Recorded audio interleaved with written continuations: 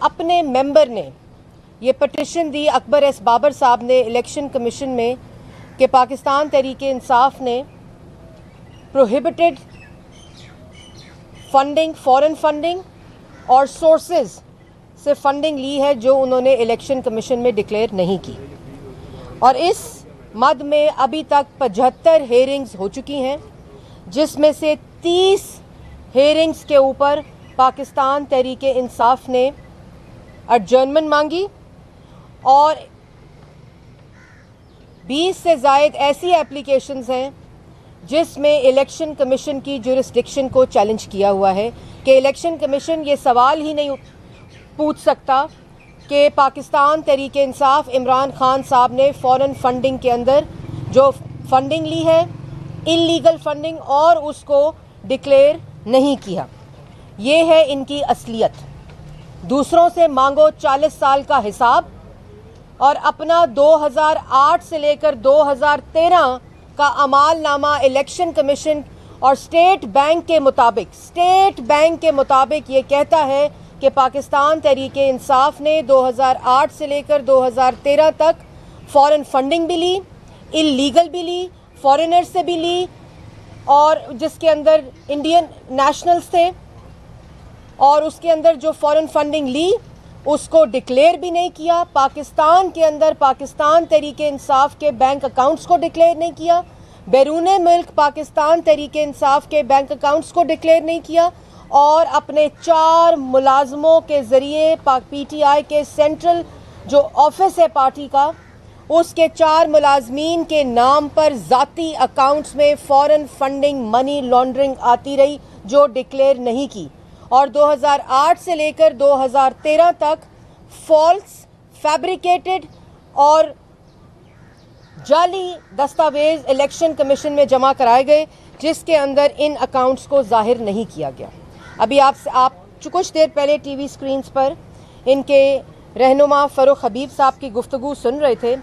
جن سے سوال پوچھو اپنے حساب کا تو آگے سے سوال کرتے ہیں آپ حساب دیں۔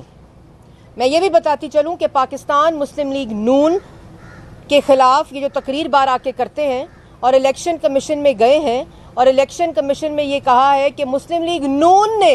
فورن فنڈنگ حاصل کی ہے۔ مسلم لیگ نون نے جو فنڈنگ حاصل کی ہے اس کے تمام سٹیٹمنٹس، تمام سرٹیفکیٹس، تمام annual bank statements election commission کے اندر جمع ہیں، جس کو ہر سال الیکشن کمیشن ویریفائی کرتا ہے اور سرٹیفکیٹ دیتا ہے۔ اس کے علاوہ یہ جب لے کر گئے تو اسکروٹنی کمیٹی نے یہ کہا کہ آپ کے پاس اگر کوئی دستاویز ہے جس سے یہ ظاہر ہو کہ مسلم لیگ نون نے کسی قسم کی کوئی ایسی چیز، کوئی ایسا بینک اکاؤنٹ، کوئی ایسی فنڈنگ کو ڈکلیئر کیا ہے، تو انہوں نے آج کی تاریخ تک یہاں آ کے تقریر کرنا بہت آسان ہے، کنٹینر پر تقریر کرنا بہت آسان ہے، جلسوں میں جھوٹ بولنا بہت آسان ہے، دوسروں کو گالی دینا، دوسروں کو چور کہنا بہت آسان ہے، لیکن آج تک 3.5 سال صرف الزام تراشی ہوئی، اور یہاں درخواست بازی ہوتی ہے۔ یہاں یہ کہا جاتا ہے کہ ہمارا وکیل پیش نہیں ہوگا، کبھی وہ بیرون ملک چلا جاتا ہے اور کبھی وہ بیمار ہو جاتے ہیں۔ بیماری سب کو ہو سکتی ہے، لیکن 7 سال یہ فورن فنڈنگ کی بیماری، جس کے اوپر فیصلہ الیکشن کمیشن کو فوری دینا چاہیے، یہاں آ کے جھوٹ بولتے ہیں، اور ابھی تک نہ کسی عدالت میں اپنے الزام کو ثابت کر سکے اور نہ الیکشن کمیشن میں یہاں آ کر جو تقریر کرتے ہیں اس کو کسی طرح بھی ثابت نہیں کر سکتے۔ اس کے علاوہ جو فالس سرٹیفکیٹس، اسٹیٹ بینک کا اپنا ریکارڈ، یہ مسلم لیگ نون کا ریکارڈ نہیں ہے، یہ اسٹیٹ بینک کا ریکارڈ کہتا ہے کہ انہوں نے مالی سال 2009 میں 5 اکاؤنٹ چھپائے اور 2 دکھائے،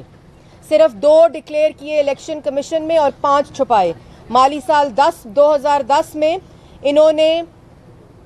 2 دکھائے اور 7 چھپائے۔ مالی سال 11 میں 2 دکھائے اور 13 چھپائے۔ مالی سال 13 میں 2 دکھائے اور 14 بینک اکاؤنٹ چھپائے۔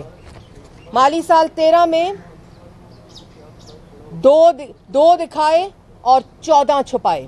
یہ ہے ان کا اعمال نامہ جو اسٹیٹ بینک نے الیکشن کمیشن میں اسکروٹنی کمیٹی کے آگے جو ریکارڈ پیش کیا ہے، اس کے اندر یہ اعمال نامہ انہوں نے دیا ہے کہ انہوں نے کنسیل کیا فورن فنڈنگ کو، इन्होंने इलीगल सोर्सेज से फॉरेन फंडिंग ली, इन्होंने अपने बैंक अकाउंट्स छुपाए बैरून मुल्क, इन्होंने पाकिस्तान के अंदर अपने बैंक अकाउंट्स कंसील किए इलेक्शन कमीशन से, और उसके बाद वो सोर्स भी नहीं बताए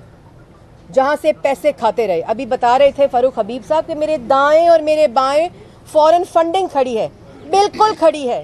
पाकिस्तान ओवरसीज पाकिस्तानीज ने जो फॉरेन फंडिंग दी है, मसला ये है कि आप वो खा गए हैं, आपने वो छुपाई है। आपको पाकिस्तान के पार्टीज ऑर्डर कानून के तहत उसको डिक्लेयर करना था। जो आपने अकाउंट्स छुपाए, जो फॉरेन फंडिंग छुपाई, जो आपने सोर्सेज छुपाए, इसके अलावा $7 मिलियन ऑफशोर कंपनी से लिए, जिस 7 मिलियन में से $2.1 मिलियन एक ऑफशोर कंपनी से लिए जो डिक्लेयर नहीं किए, जिसके अलावा 349 फॉरेन कंपनी से फंडिंग लेते रहे जिसको ईसीपी में डिक्लेयर नहीं किया। उसके अलावा 88 फॉरेन इंडिविजुअल से फंडिंग लेते रहे जिसको इलेक्शन कमीशन में डिक्लेयर नहीं किया। उसके बाद पूछते हैं दूसरों से सवाल। 4 एम्प्लॉइज, इमरान खान साहब अगली तकरीर में बताना, इधर जो तकरीर करेंगे ना डी चौक में, उसमें बताना ताहिर इकबाल कौन है, उसमें बताएं मोहम्मद नुमान अफजल कौन है, मोहम्मद अरशद कौन है, मोहम्मद रफ़ीक कौन है। ये वो 4 ज़ाती मुलाजमीन पीटीआई सेंट्रल सेक्रेटेरिएट के हैं जिनके ज़रिए अकाउंट्स के ज़रिए पैसे पाकिस्तान आते रहे, जिसकी इजाज़त इमरान खान साहब ने दी और बोर्ड ने दी। उनके ज़ाती अकाउंट्स में आए, जो फंडिंग आई उसको डिक्लेयर नहीं किया गया। तो मसला ये है कि जो ओवरसीज़ पाकिस्तानीज़ ने आपको पार्टी फ़ंड में और डिज़ास्टर फंड में और पाकिस्तान पीटीआई की मेंबरशिप में पैसे दिए, वो आप खा गए हैं। जैसे आपने मुल्क का आटा, चीनी, बिजली, गैस, दवाई की लूट मार की है, उस तरह ओवरसीज़ पाकिस्तानी की अमानत, उनके पैसे आपने खाए और उसकी लूट मार की है। उसके अलावा जो सबसे संगीन जुर्म वो ये है कि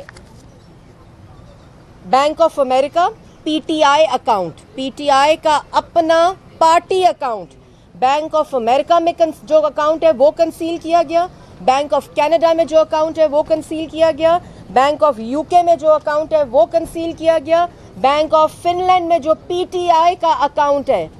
वो कंसील किया गया, बैंक ऑफ नॉर्वे में जो अकाउंट है पीटीआई की पार्टी अकाउंट वो कंसील किया गया, और पीटीआई न्यूजीलैंड का अपना अकाउंट कंसील किया गया और ईसीपी में डिक्लेयर नहीं किया गया। जितनी फंडिंग मनी लॉन्डर होकर पाकिस्तान इन अकाउंट्स के जरिए आई उसको डिक्लेयर नहीं किया गया। उसके अलावा वो ममालिक जहां से फॉरेन फंडिंग ली गई और ईसीपी में डिक्लेयर नहीं किया, और स्टेट बैंक का और यूएस की सरकार का, जिसको ईसीपी वेरीफाई कर चुका है कि ये फंडिंग आई है, और स्टेट बैंक के अपने दस्तावेज जो ईसीपी में जमा कराए गए, क्योंकि मौसूफ जिनका नाम इमरान साहब है, उन्होंने आज तक 7 साल में एक दस्तावेज इलेक्शन कमीशन में जमा नहीं कराया। और उसके बाद जो foreign funding Denmark, Germany, United Arab Emirates, Switzerland, Sweden, Singapore, New Zealand, Hong Kong, Finland, Denmark, Austria, Saudi Arabia, Norway, इसके जितनी फॉरेन फंडिंग आई है वो डिक्लेयर नहीं है, वो इलेक्शन कमीशन से कंसील की गई है। वो annual certification of declaration of funding from foreign sources declare नहीं की गई ईसीपी के अंदर। ये स्क्रूटनी कमेटी के अंदर स्टेट बैंक की रिपोर्ट है, और स्क्रूटनी कमेटी ने जो स्टेट बैंक के दस्तावेज हैं उनके अंदर से पिक एंड चूज करके इंफॉर्मेशन कमीशन के सामने दी है। पूरे के पूरे स्टेट बैंक के रिकॉर्ड को पब्लिक किया जाए, बताया जाए पाकिस्तान की आवाम को कि ये ममालिक से जो फॉरेन फंडिंग आई है उसके सोर्सेस क्या थे, उसका मकसद क्या था, वो क्यों डिक्लेयर नहीं किया गया, क्यों कानून के मुताबिक उन सर्टिफिकेट्स, उन बैंक अकाउंट्स, उन बैंक स्टेटमेंट्स को ईसीपी में डिक्लेयर क्यों नहीं किया गया। और बताएं पाकिस्तान की आवाम को कि जो ज़ाती मुलाजमीन हैं, ताहिर इकबाल, मोहम्मद नुमान अफजल, मोहम्मद अरशद और मोहम्मद रफ़ीक के तमाम बैंक स्टेटमेंट्स, तमाम बैंक अकाउंट्स 2008 से लेकर 2013 तक पाकिस्तान की आवाम को पब्लिक किए जाएं। जब डी चौक आए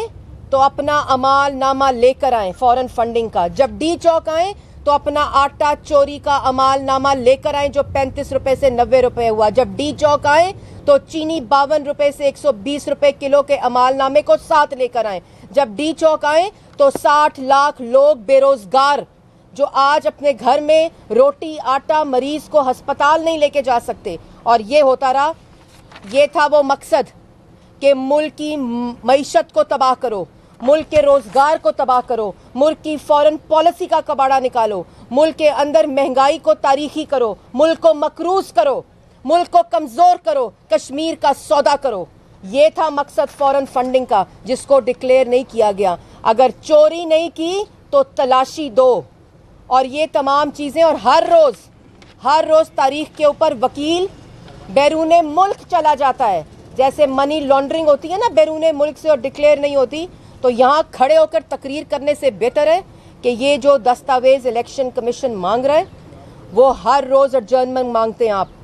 75 हेयरिंग में से 30 एडजर्नमेंट्स मांगी, 20 के अंदर ईसीपी की जुरिस्डिक्शन को चैलेंज किया, क्योंकि जवाब देना नहीं है, क्योंकि जवाब है नहीं, क्योंकि मनी लॉन्ड्रिंग हुई है। ओवरसीज़ पाकिस्तानीज़ का पैसा लूटा गया है, खाया गया है। और ये भी बता दूं कि ये जो ऐलानात इसी फॉरेन फंडिंग वाले शख्स ने जो मनी लॉन्ड्रिंग की है, ये जो ऐलानात आज रोज़ पाकिस्तान की आवाम को रिलीफ देने के होते हैं ना, और रोज़ बताया जाता है कि डी चौक आऊँगा तो बताऊँगा, तो डी चौक आऊँगा जब, तो पाकिस्तान की आवाम ये जानती है कि ये वही शख्स है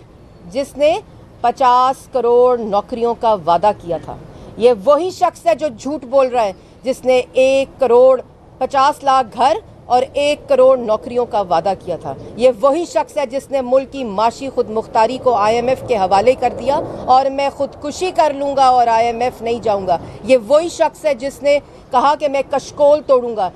जिसने पाकिस्तान की आवाम को 22,000 अरब सिर्फ 3.5 साल में और 52,000 अरब के कर्जे पर पहुँचा दिया है, 60 लाख लोगों को बेरोज़गार कर दिया है। तो जब डी चौक आओ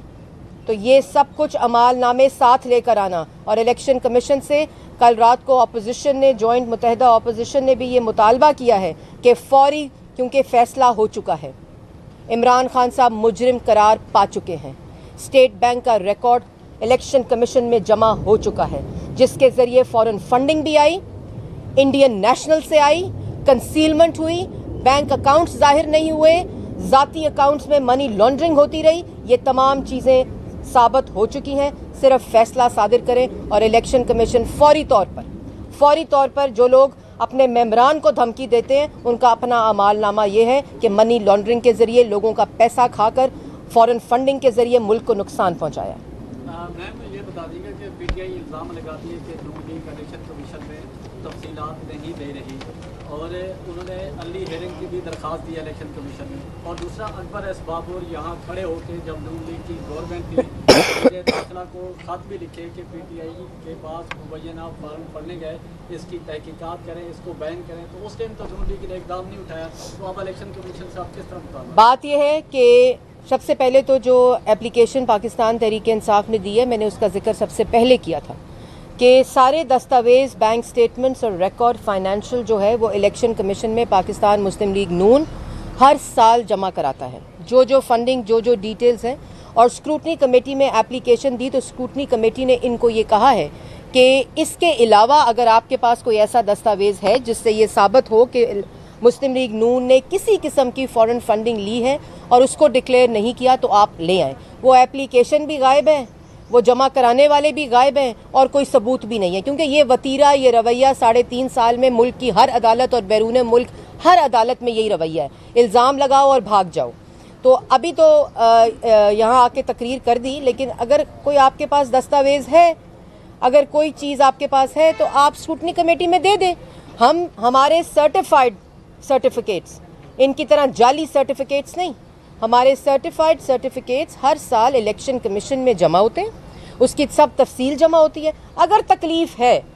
तो झूठ बोला है और इसलिए सबूत नहीं है, तो वही चीज़ जारी है, और बाहर आके तकरीरें करो और दूसरों को चोर कहो और दूसरों पर इल्ज़ामात लगाओ। बाकी बात ये کہ الیکشن کمیشن کے اندر اکبر ایس بابر یہ اپلیکیشن لے کر آئے